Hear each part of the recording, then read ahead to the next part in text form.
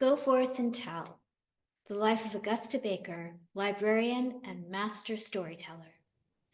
Written by Breanna J. McDaniel, illustrated by April Harrison.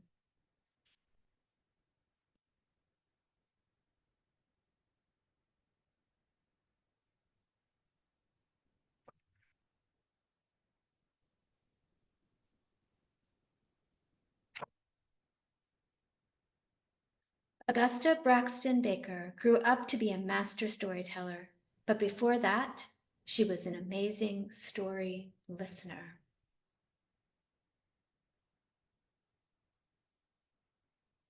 Growing up in Baltimore, it didn't matter whether she was sitting at the kitchen table, walking to the store, or relaxing under a tree.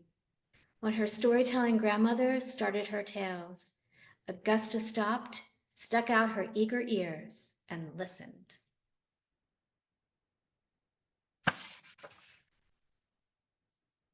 Her grandmother's lilting, tilting voice shaped incredible worlds and passed them down to Augusta. Through that voice, she traveled to where Brer Rabbit laughed in briar patches and where Arthur gallivanted with Excalibur. In these worlds, people who started out discarded and mistreated became heroes who slayed dragons or used their smarts to get themselves out of trouble. These stories taught Augusta that where there's a will, there's a way, and she never, ever forgot that. Augusta was enchanted by words and the way they could change how she thought and learned. Could she become a storyteller too? Could her stories help other people become better listeners? It was time to find out. Augusta pocketed her grandmother's stories and took her own lilting, tilting voice to a teacher's college in Albany, New York. In school, one of her teachers taught a lesson on folk stories. Augusta's grandmother's tales jumped joyfully to the front of her mind, and Augusta knew they were part of a bigger story. A story of movement and courage. The tales begged to be plucked from her memories and retold.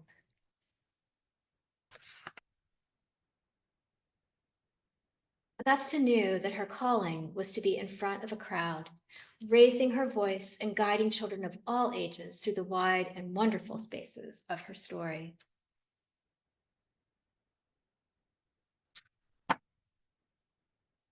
That calling took her to the 135th Street branch of the New York Public Library in Harlem, where Augusta became a children's librarian, happily sharing stories with others in her community. Many of the children Augusta served in Harlem were African American, but there were hardly any books with Black people in them. The ones the library did have were rude, mean, and just plain wrong. Augusta realized there was a lot of work to do, but where there's a will, there's a way.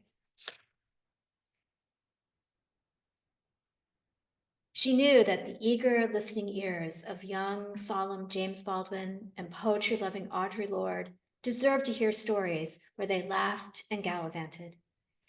She knew they could one day tell their own stories, if only she showed them how.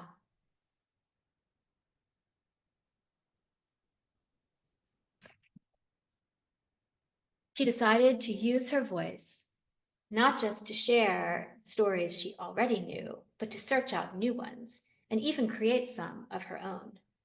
Augusta remembered how the heroes of her grandmother's stories sometimes started out at the bottom, but would rise up. She wanted Black children to have heroes that rose up and looked, talked, and shined bright, just like them. She created the James Weldon Johnson Memorial Collection at the 135th Street branch to showcase honest, caring depictions of Black folks. And she shared and published her lists so countless others could learn from them. She went out of her way to support educators, librarians, and writers. And they supported her, too.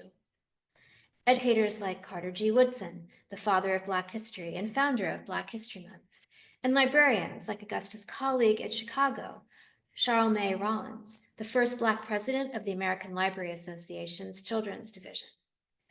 Authors and artists like John Steptoe, Virginia Hamilton, Tom Feelings, and Walter Dean Myers, who created stories for and about Black people, sharing their lives and experiences around the globe.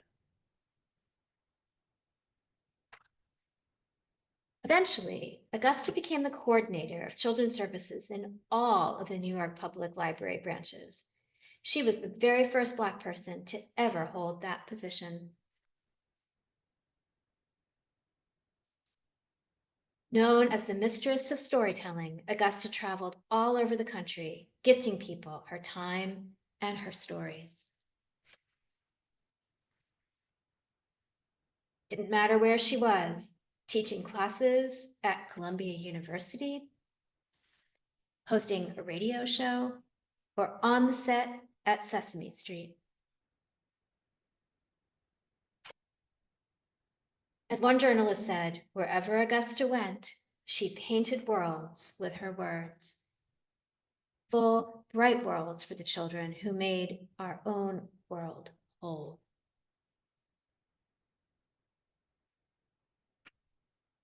In 1980, Augusta accepted a job created just for her as the Master Storyteller in Residence at the University of South Carolina. To this day, the city of Columbia honors her with an annual festival called a Baker's or Augusta Baker's Dozen.